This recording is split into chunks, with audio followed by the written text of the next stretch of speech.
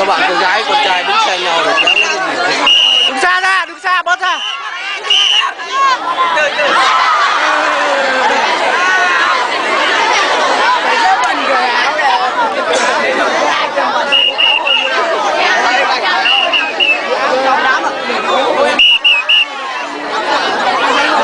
Đứng xa nhau ra, đứng xa cho bớt ra mà lấy đà mà lôi.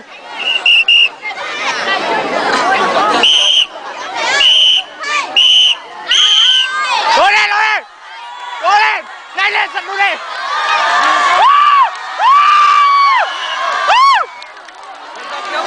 Ra đây đi, quẹo rồi. Chụp kiểu ảnh đi, chụp kiểu ảnh đi. Như là cô giải.